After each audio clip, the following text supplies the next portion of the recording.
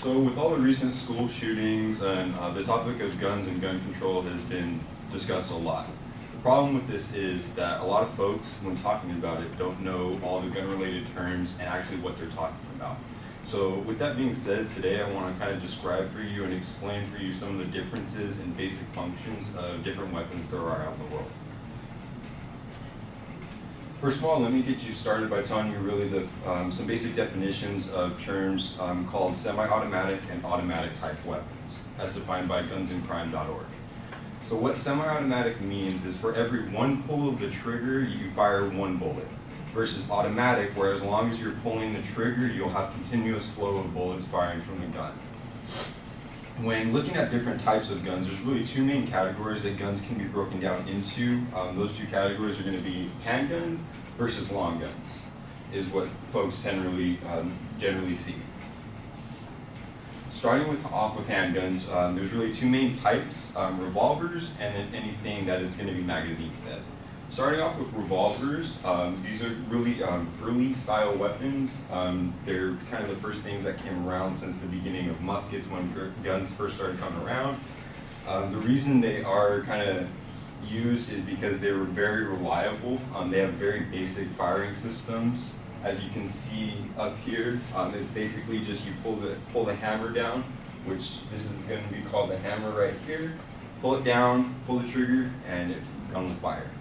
The reason they were used most commonly in the early ages is because they're very reliable because of their very simplistic firing systems.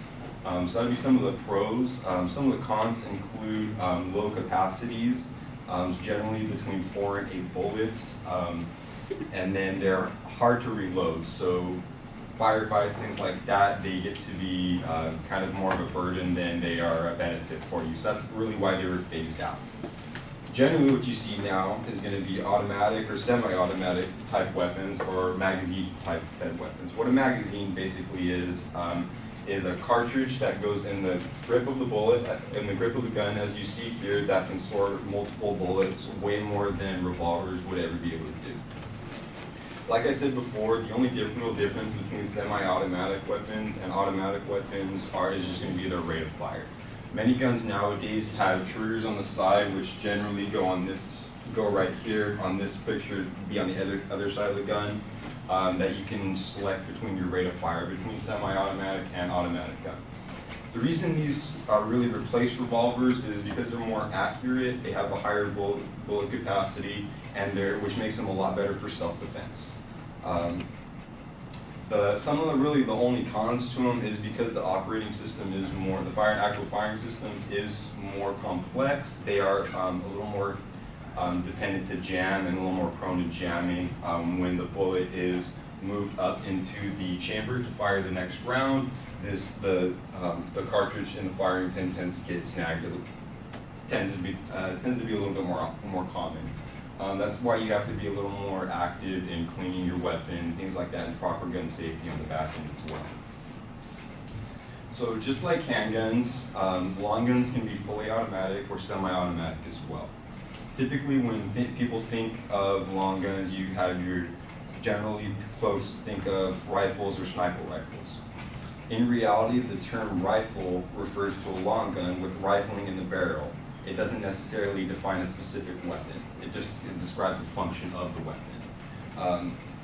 Definition of rifling by gunsandcrime.org is rifling is basically just grooves inside the barrel of a weapon that causes the bullet to spin tighter and faster when it comes out, which gives the weapon more accuracy. So diving a little bit deeper into rifles and subclasses of rifles, there's really two main types and uses for them: hunting styles and sport and military use.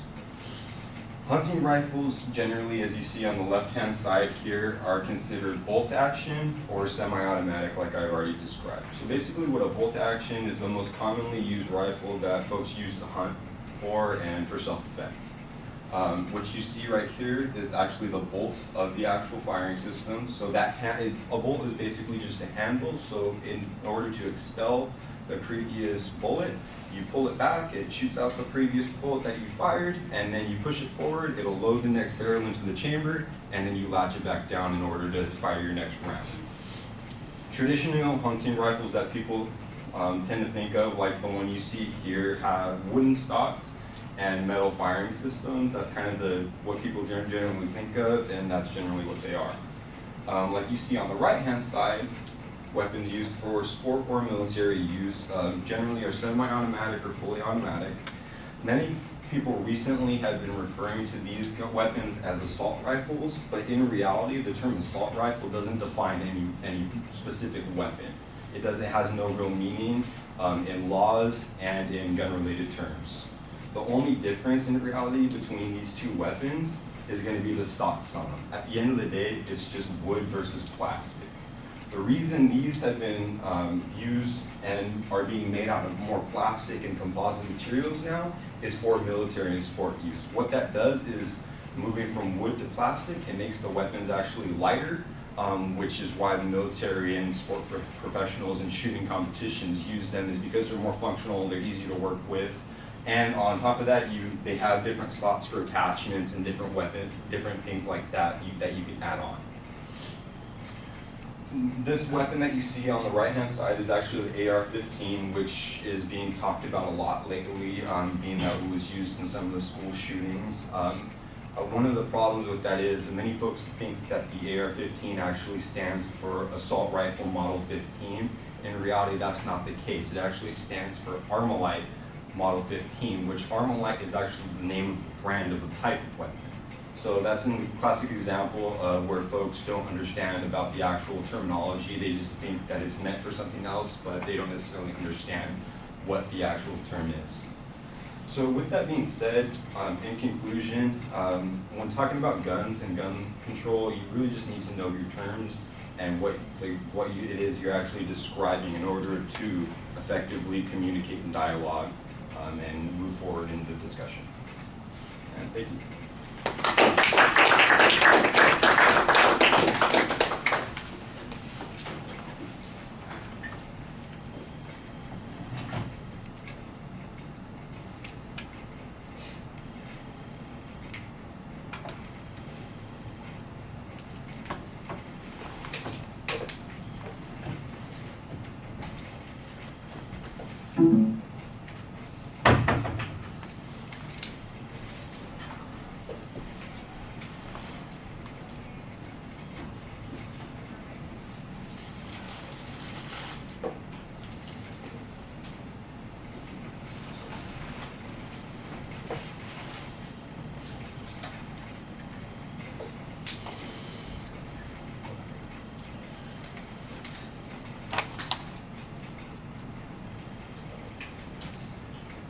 So Ashley, what did you think? So the topic area where it was on guns and gun controls and differences and basic functions. The two things I thought that were strong, he defined like the differences from the semi and fully automatic, the handguns and the long guns.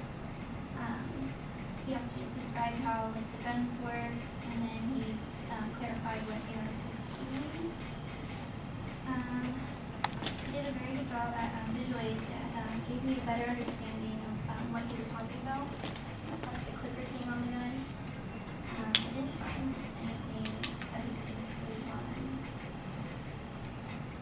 His overall presentation, I got a better understanding on the handguns, and he was very positive, so, and he knew what he was talking about. Okay. I think that the goals identified, although it still seems a little bit broad, but maybe the definitional criteria should be emphasized more in that purpose statement.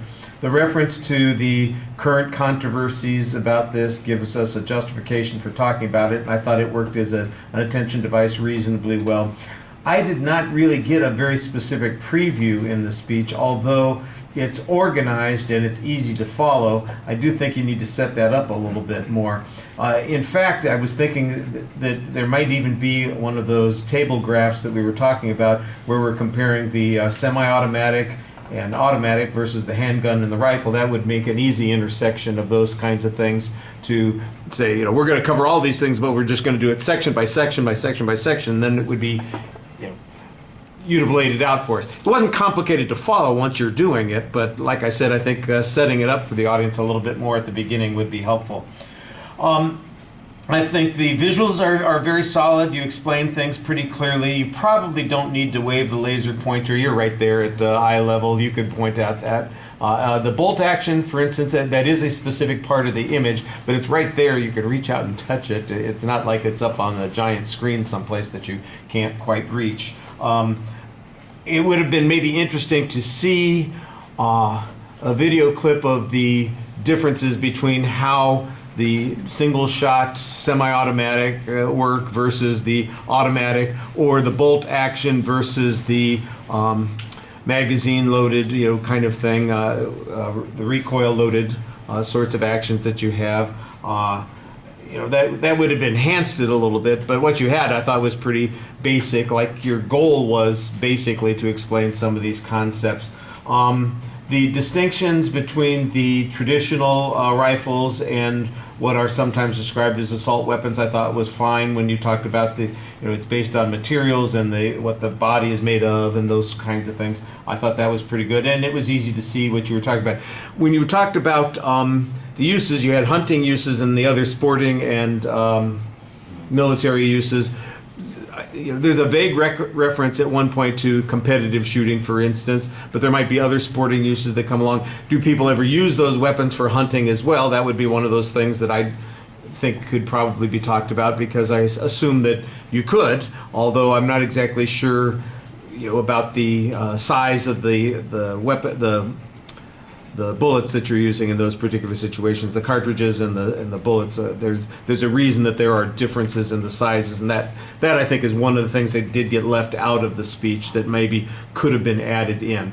Otherwise, I thought that it's well organized. The visuals are solid. You do a good job explaining basic components. The quibbles that I have are minor kinds of things that you could do better on. I do think that when you get to that, the one thing that I think it does kind of stand out as being potentially problematic is there's no reference material in this presentation at all. This is all mostly based on your knowledge of the subject, which is okay, but I do think, for instance, when you make an argument like there's no technical or legal definition of an assault rifle, you need to give us a reference to that. You might point out that bills that have proposed restrictions have difficulty defining that, and here's some examples of those kinds of bills.